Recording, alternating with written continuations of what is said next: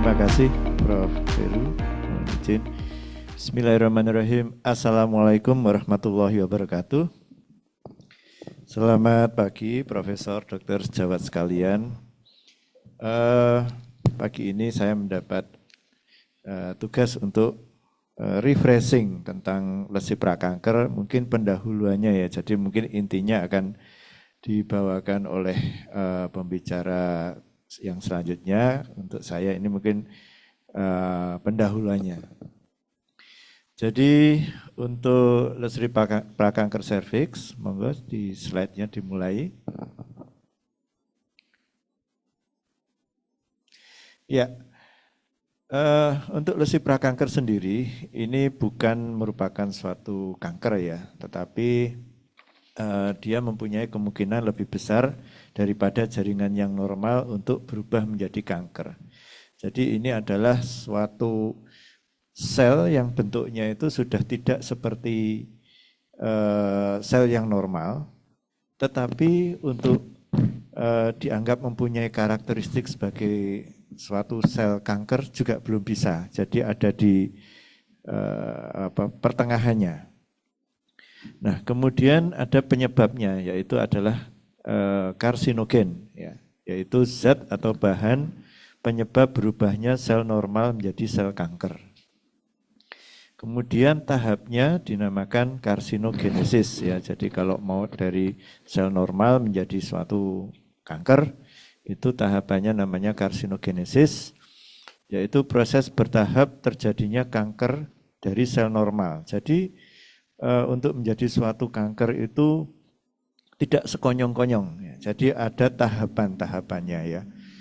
Sel normal akan mengalami beberapa tahapan lesi intermedia yang berurutan dan mempunyai kemungkinan menjadi sel kanker yang semakin besar sesuai tingkat tahapan tersebut. Jadi ada derajat 1, 2, 3 itu masing-masing mempunyai kemungkinan yang akan semakin naik untuk menjadi suatu kanker. Ya. Itu ada gambar ilustrasi tentang evolusi kanker ya, dari adanya sel normal, kemudian akan terjadi responnya itu akan terjadi hiperplasia, kemudian ada displasia, kemudian menjadi suatu kanker yang mungkin in situ, artinya belum menembus membrana basalis, dan akhirnya menjadi suatu kanker invasif yang menjadi membrana basalis. Di sampingnya adalah suatu proses yang menunjukkan tahapan dari stimulus yang kronis, ya. Itu bisa karena hormon, bisa karena iritasi, bisa karena virus seperti HPV dan lain-lain ya. Dia akan menyebabkan kerusakan jaringan ya. Nah, ini akan menyebabkan kalau fungsi perbaikan dan kalau bisa diperbaiki, dia akan diperbaiki. Kemudian kalau tidak bisa diperbaiki, akan dimatikan dalam proses apoptosis ya. Tetapi kalau tidak bisa, dia akan menjadi suatu proses yang patologis ya. Kalau yang bisa diperbaiki, dia akan mengalami metaplasia, kemudian dia akan menjadi sel normal ya. Nanti ada penjelasannya. Tetapi kalau prosesnya patologis, dia mungkin akan menjadi suatu displasia, kemudian berkembang menjadi karsinoma in situ, dan akhirnya berubah menjadi karsinoma invasif. Slide. Nah, ini adalah tentang hiperplasia tadi ya, kalau ada kerusakan jaringan ya. Hiperplasia adalah peningkatan jumlah sel pada suatu jaringan atau organ ya. Jadi hiperplasia itu yang meningkat adalah jumlahnya ya. Nanti ada hipertrofi yang meningkat adalah ukurannya ya. Jadi kalau hiperplasia itu jumlah selnya. Jadi selnya tetap bentuk dan ukurannya tetap, tetapi jumlahnya lebih banyak. Beda dengan hipertrofi. Kalau hipertrofi jumlah selnya tetap, tetapi jumlah dan bentuknya tetap, tetapi ukurannya membesar. Ini terjadi karena kemampuan populasi seluler dalam mensintesis DNA dan mengalami mitosis ya. Jadi mitosis membelah diri menjadi lebih banyak ya. Hiperplasia ini bisa fisiologis, namun juga bisa patologis. Ya. Mekanismenya ada peningkatan produksi growth factor, ya. Kemudian ada peningkatan reseptor growth factor pada selnya, juga aktivasi dari jalur sinyal intrasel yang khusus. Ya. Nah, hiperplasia yang kompensatorik atau yang fisiologis ini terjadi proliferasi sel yang ada dengan disertai perkembangan sel baru oleh stem cell ya. Nah, untuk yang patologis hiperplasia ini stimulasi yang berlebihan oleh hormon atau growth factor. Ini misalnya hiperplasia endometrium oleh estrogen, paparan estrogen yang berlebihan atau unopposed ya. Kemudian juga paparan androgen yang menyebabkan BPH. Nah, ini bisa mengecil bila stimulan dihilangkan atau diatur. Nah, ini merupakan tempat yang cocok untuk perkembangan kanker. Selanjutnya, nah ini adalah untuk metaplasia tadi ya. Jadi ini perubahan yang normal biasanya ya, reversible dengan digantikannya satu sel dewasa oleh satu sel dewasa tipe lainnya. Ya, jadi pada pap smear itu biasanya kalau ditemukan sel metaplasia itu tidak usah khawatir ya. Itu adalah suatu proses yang normal. Yang kita khawatirkan kalau ada displasia. Nah, metaplasia ini merupakan respon adaptif dari suatu sel yang sensitif terhadap stres ya. Ini bisa dari kolumner menjadi squamous ya. Jadi satu tipe menjadi tipe yang lain ya. Ini didapatkan pada traktus respiratorius pada perokok kronis ya. Jadi ini kalau perokok ya, jadi yang traktus respiratoriusnya itu aslinya dilapisi oleh epitel kolumner, dia bisa berubah menjadi squamous ya. Atau kurangnya kadar vitamin A, ini juga bisa menyebabkan hal seperti ini. Kemudian squamous yang menjadi kolumnar ya. Ini seperti di Barrett esophagus ya. Barrett esophagus ini adalah perubahan epitel squamous dari esophagus menjadi kolumnar akibat paparan asam lambung. Jadi pada GERD, gastroesophageal reflux disease ya, yang kronis ya, itu akan menyebabkan epitel permukaan esofagus bagian bawah yang berubah menjadi kolumnare ya. Jadi ini biasanya ditandai dengan nyeri ulu hati, kemudian juga bahasa Jawanya gelegean bersendawa ya. Ini kalau kronis ini walaupun jarang ini bisa berubah menjadi suatu kanker juga. Jadi memang harus hati-hati ya yang punya MAH. Mekanismenya tidak ada perubahan fenotip dari sel yang terdiferensiasi, kemudian reprogramming stem cell, diferensiasi disebabkan oleh sitokin dan growth factor, dan ini melibatkan gen diferensiasi spesifik dari jaringan yang terkena. Selanjutnya, nah ini displasia. Kalau displasia ini adalah pertumbuhan sel yang tidak beraturan. Ya. Ini hilang keseragaman bentuk sel individu dan orientasi arsitekturnya itu biasanya berubah. Ya. Nukleusnya juga lebih besar dan bentuknya juga tidak seperti biasanya. Karakteristiknya terjadi pleomorfisme, ya, bentuknya tidak seragam lagi, hiperkromatik nuklei, dan adanya peningkatan jumlah mitosis. Ya. Ini memang tidak selalu progres ke karsinoma ya, jadi bisa juga dimatikan ya. Nah ini adalah ilustrasi tentang perubahan dari normal sel ya. Jadi kalau atropi itu dia bentuknya sama tapi ukurannya mengkeret, ya, jumlahnya juga sama. Hiperplasia bentuknya sama, ukurannya sama tapi jumlahnya bertambah banyak. Kemudian hipertropi itu bentuknya sama tetapi jumlahnya juga sama tapi ukurannya membesar.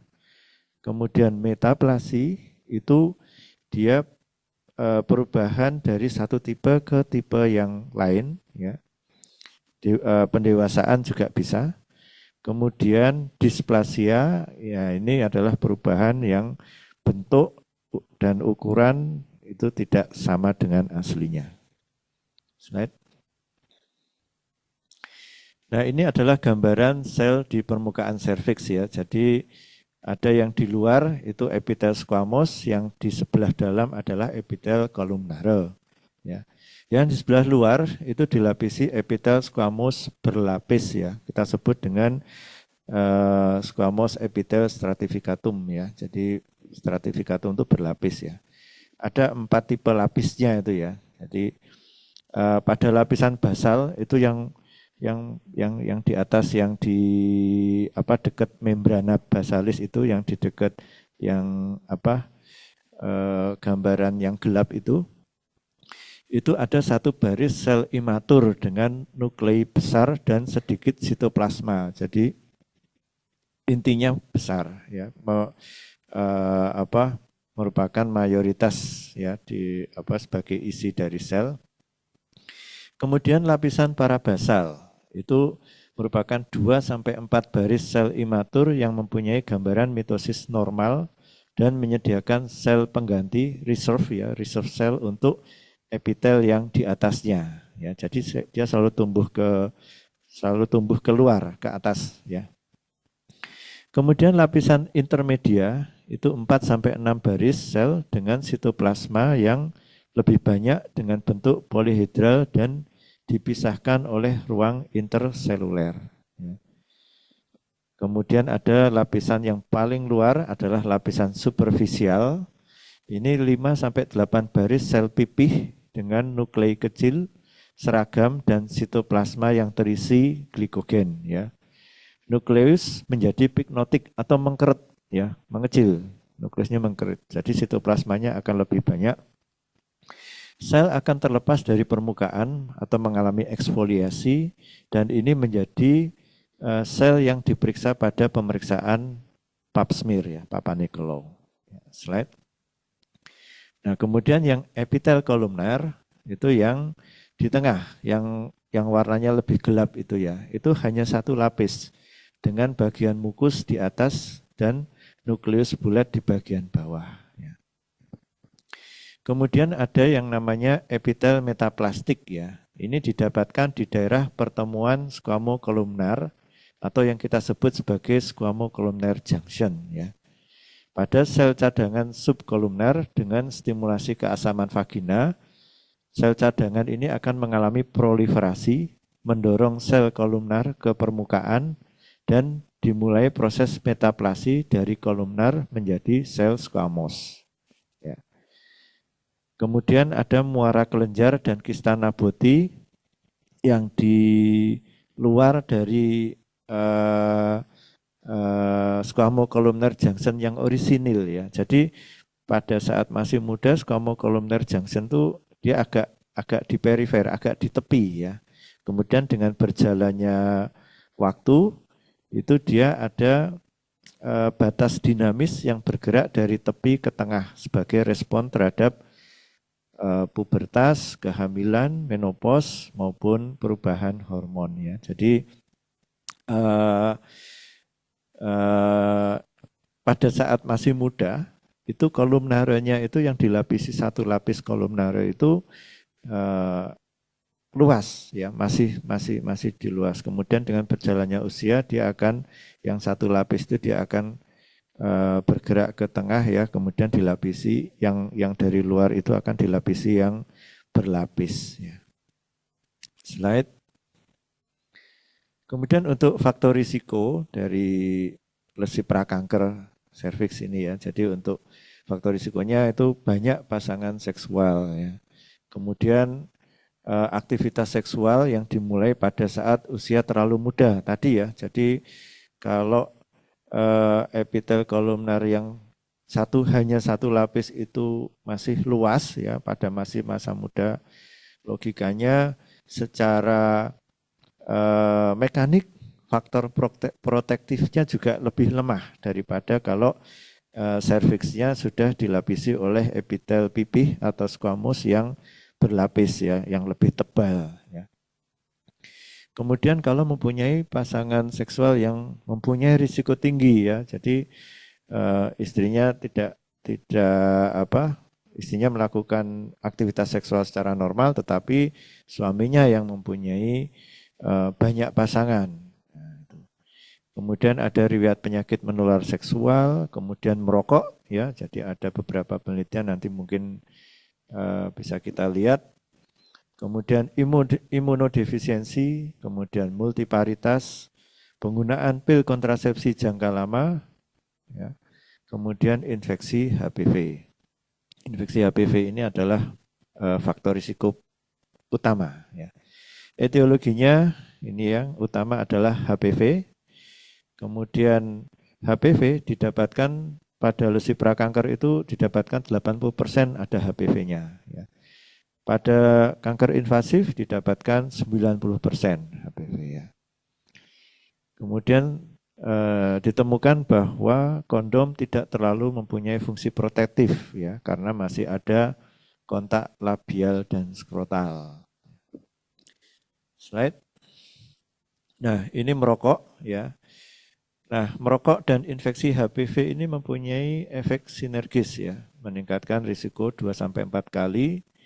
Karsinogen asap rokok ditemukan terakumulasi lokal di mukus serviks. Kemudian paparan kumulatif berhubungan dengan risiko neoplasia intraepitel serviks dan karsinoma in situ. Dan walaupun mekanisme belum sepenuhnya dipahami, masih dalam banyak penelitian ya. Nah ini ada penelitian yang menemukan bahwa memang masih ada ditemukan peningkatan HPV pada perokok ya di serviksnya. Bahkan ada penelitian yang menemukan second hand dan three hand smoker. Ya, artinya pada HPV dan lesi prakanker ini bisa ditemukan pada wanita yang sebetulnya dia tidak merokok. Ya, dia second hand itu artinya dia tidak merokok, tetapi dia terpapar dengan perokok di sekitarnya, atau bahkan yang third hand smoker. Jadi ketiga. Jadi dia hanya berada di lingkungan yang pernah dipakai untuk merokok. Jadi masih ada sisa-sisa mungkin asap di situ ya. Jadi ditemukan masih bisa. Jadi mungkin memang sebaiknya para perokok untuk lebih mencintai para ibu ya, jadi supaya tidak merokok ya. Slide. Kemudian imunosupresi jelas ya, jadi insidensi kanker serviks dengan infeksi HPV ada 20-30% ya, itu yang ketahuan ya. Kemudian imunosupresi ini akan menyebabkan risiko infeksi de novo meningkat yang baru ya, infeksi yang baru. Kemudian risiko infeksi persisten HPV meningkat ya karena imunosupresi, yang sistem imun yang tidak baik dia tidak akan bisa mengeliminasi HPV ya. Kemudian ada neoplasia serviks progresif menjadi suatu invasif. Slide. Ini adalah subtipe HPV ya, yang tipe risiko rendah yang sudah ditemukan. Sebetulnya banyak yang sudah tipe-tipenya itu ratusan, tetapi yang terkenal adalah ini yang risiko rendah 6, 11, 42, 43, 44. Ini biasanya menyebabkan kondiloma acuminata dan lesi prakanker derajat rendah atau jin 1. Kemudian ada tipe risiko intermedia, itu tipe 33, 35, 51, 52.